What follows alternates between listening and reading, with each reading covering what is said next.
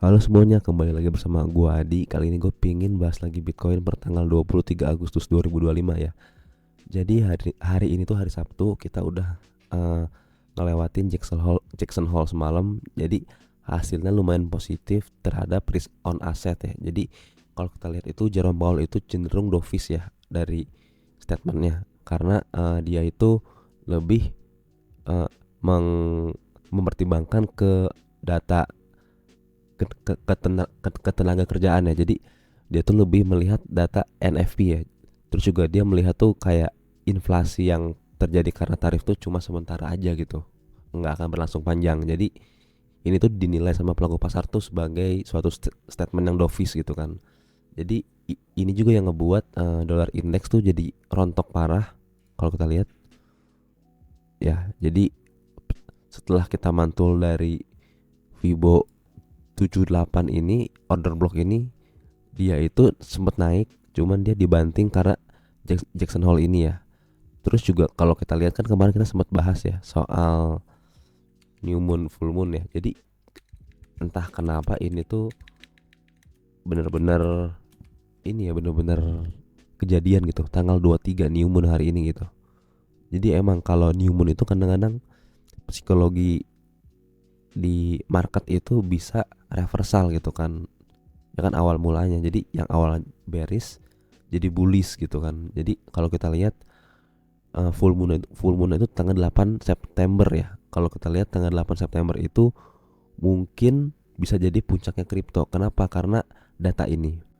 Nah, karena data ini guys. Jadi mungkin untuk saat ini kita itu akan lebih ke bias ke bullish ya, yang awal kemarin-kemarin di video-video gue dari minggu kemarin tuh bearish karena melihat dari heat map juga yang sebelah sini nih. Kan kemarin kan sebelah sebelah sini kan lagi banyak nih, sebelah bawah sini ya. Nah, berhubung sekarang dia itu apa namanya udah reversal, terus juga udah apa ngebentuk tiang panjang kayak gini, mungkin kita bakal uh, ubah bias kita untuk menjadi bullish gitu. Sekarang kita tinggal nyari retracement yang ada untuk kita long gitu kan. Berhubung kita juga uh, berkorelasi dengan M2 global money supply gitu kan. Jadi kalau kita lihat tuh M2 itu ada di peak-peaknya itu di bulan September juga nih. Kalau kalian lihat, ya kan kita tuh bakal naik, naik, naik, terus kita bakal nge-peak di perteng entah awal entah akhir ini.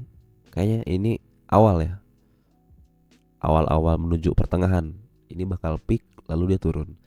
Dan kalau kita lihat sama full moonnya juga itu mirip-mirip gitulah, sekitar tanggal 8 September gitu. Gitu kan. Jadi ini bisa kita manfaatkan buat open posisi long di aset-aset yang mengalami retracement yang bagus gitu kan. Kalau kita lihat juga dari heat map ini, kita tuh masih bisa ke area 120.000 ya, sangat possible karena di sini ada likuidasi. Dan juga di sebulannya itu sebenarnya 50-50 ya kalau kita lihat di sini. Di bawah juga ada, di atas juga ada gitu kan. Cuman ini mungkin kita juga kalau kalau candle kayak gini nggak berani short juga ya. Mungkin kita bisa cari upside-nya lagi mungkin di sini kalau ada retracement. Tapi kalau kita lihat dari coin glass, kalau kita lihat itu heat mapnya itu dia itu ada di sama di 120.300. Jadi kemungkinan besar kita bakal ke sana gitu. Kita bakal ke 120.300 gitu untuk di minggu ini atau minggu depan gitu kan. Karena sekarang weekend mungkin bakal lebih low volatile gitu. Mungkin minggu depan lah kita bakal visit ke sana gitu kan. Nah, untuk entry-nya sendiri kita lihat dulu nih. Nah, kita kan udah kelihatan nih daerah-daerah yang kemungkinan bakal divisit gitu ya. Jadi yang ideal itu kita cari yang paling bawah aja nih. Yang di sini nih, yang di area 114.200 ya. Coba kalau 3 hari. Ya, mungkin kita bisa entry di 114.200 karena di sini banyak SL-nya punya orang-orang gitu kan. Kita ambil aja SL-nya, kita open posisi long di sini kali ya. 114.200. Kalau kita lihat di teknikalnya gimana? Oke, kita langsung move ke teknikal. Oke, kita move ke teknikal. Jadi kalau di teknikalnya itu kita pakai lower time frame kali ya, 15 menit. Jadi kita tuh kemarin sempet juga kita nge-short ya. Dan juga gue udah take profit di sini sih. Di sini. Karena gue ngelihat pullback di sini tuh serem juga gitu. Pas waktu kemarin. Buat buktinya tuh ini ya kalau gue nge-short. Nah, ini buktinya kemarin gue sempat nge-short. Terus gue tutup di 12.900 ya di sini berarti. Gue udah tutup di sini. 112.300 di sini. Gue tutup di sini karena gue ngelihat dia cuma nge-wick doang kayak begini, ya kan.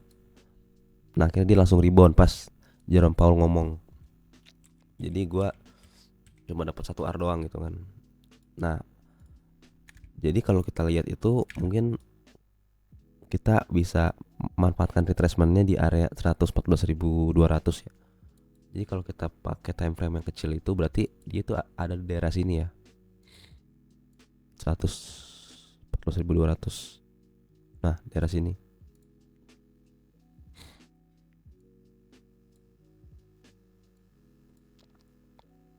Nah, kalau kita tarik Fibo dari atas ke bawah,